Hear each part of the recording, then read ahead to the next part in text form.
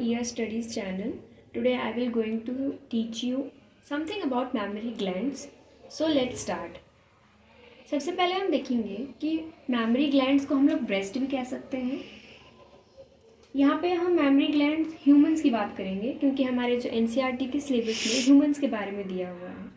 Human milk production per day 1.5 litre होता है.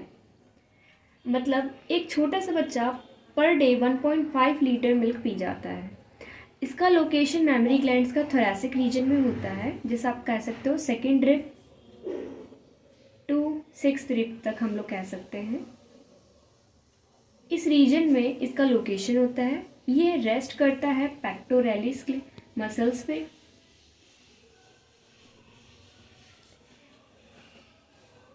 मैं आपके लिए इजी वे में लेकर आई हूँ. ये बिल्कुल एनसीईआरटी के क्रश नोट्स हैं, इसे आप लिख सकते हैं. आप देख सकते हैं इधर डायग्राम में कि जो हमारी मेमोरी ग्लैंड्स होती हैं वो पेक्टोरलिस मसल्स पर रेस्ट करती हैं, जो मैंने आपको नोट्स में भी लिखवाया है. और ये मॉडिफिकेशन होती है स्वेट ग्लैंड की, मॉडिफिकेशन ऑफ स्वेट ग्लैंड. और मिल्क का प्रोडक्शन कौन सा हार्मोन करता है, मतलब कौन सा हार्मोन मिल्क बनाता है, तो आप कह सकते हैं प्रोलैक्टिन हार्मोन, प्रोलैक्टिन हार्मोन. और मिल्क का इंजेक्शन कौन सा हार्मोन करता है, वो होता है ऑक्सीटोसिन. याद रखिएगा, ऑक्सीटोसिन हमारा पार्चुरेशन में भी, चाइल्ड बर्थ के टाइम भी काम करता है और मिल्क के इंजेक्शन में भी काम करता है ऑक्सीटोसिन हार्मोन.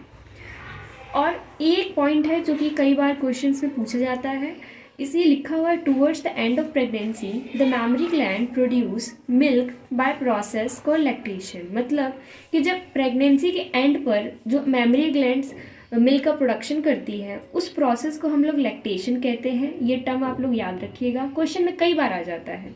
अब मैं आपको एक नोट्स एनसीईआरटी का पाई चार्ट दिखाने वाली हूँ जो आपकी बहुत हेल्प करने वाला है, जिससे आपको एनसीईआरटी पढ़ने की भी ज़रूरत नहीं पड़ेगी. बिल्कुल क्रश नोट्स हैं वो.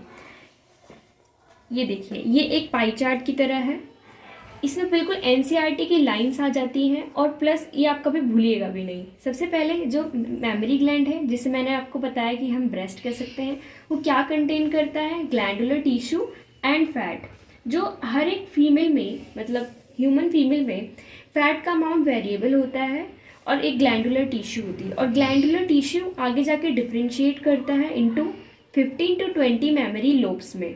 15 to 20 मेमोरी लोब्स में आप देख सकते हैं इधर, ये हमारी मेमोरी लोब्स हैं. इसमें मैंने कम ही दिखाया है, लेकिन ये 15 to 20 मेमोरी लोब्स होती है. Each mammary lobe contain cluster of cells. और हर एक मेमोरी लोब में कई सारे सेल्स होते हैं, क्लस्टर ऑफ सेल्स होते हैं. Cluster of cells called alveoli. बहुत सारी क्लस्टर ऑफ सेल्स होती है, इसको हम लोग एल्वेलाई कहते हैं, एल्वेलाई सेल्स.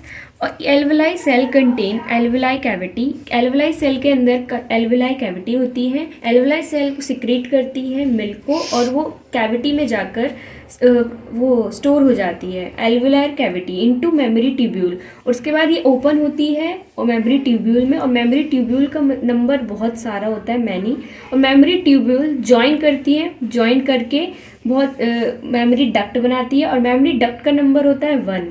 और उसमें जैसा रिजल्ट लिखा हुआ है, उसका रिजल्ट है several mammary gland join to form a wider ampulla. ये बिल्कुल एनसीईआरटी की लाइन है. मेमोरी ग्लैंड का नंबर 1 होता है. Result several mammary duct join to form a wider mammary ampulla. Wider mammary ampulla, ये एम्पुला बनाती हैं. और उसके बाद ये are connected to lactiferous duct. और ये इसके बाद जो एम्पुला होती है वो लैक्टिफेरस डक्ट पे जुड़ती है और फिर ओपन होती है निपल्स में, जैसा कि आप देख सकते हैं डायग्राम में. ये एक पाई चार्ट है एनसीईआरटी का. अगर आप एनसीईआरटी पढ़ेंगे तो आप इससे रिलेट कर पाएंगे कि ये बिल्कुल एनसीईआरटी का लिखा हुआ है. और मैंने यहाँ पर आपके लिए एक तरीके से ये एक रफ डायग्राम बनाया है, जिसे आप समझ सकते हैं. मेमोरी है, मेमोरी ग्लैंड्स है हमारी, ये एक मेमोरी लोब है. मेमोरी लोब को मैंने एक मैग्नीफाई करके दिखाया है. ये सारे हमारे एल्वेलाई सेल होते हैं. इतने सारी ये मायो एपिथेलियल सेल्स कह सकते हैं, लेकिन ये मायो एपिथेलियल सेल्स का नाम एनसीईआरटी में नहीं है, ये एक्स्ट्रा है. ये एल्वेलाई सेल होती हैं और ये एल्वेलाई कैविटी होती है. एल्वेलाई सेल सिक्रीट करती है मिल्क को और वो कैविटी में जाके स्टोर हो जाती है. और कई सारी एल्वेलाई सेल से डक्ट होती है, मेमोरी ट्यूब्यूल जिसको बोलते हैं, और वो सारी मेमोरी ट्यूब्यूल ज्वाइन होकर मेमोरी डक्ट बनाती हैं, इसका नंबर 1 होता है। और वही बहुत सारी मेमोरी जो मेमोरी डक्ट होती है वो आगे जाके एम्पुला हो जाती है, वाइडर पार्ट जिसको बोलते हैं। एम्पुला जाकर लैक्टिपेरस डक्ट में बदलती है और फिर उसके बाद निपल्स के थ्रू जो मिल्क होता है वो आउट हो जाता है।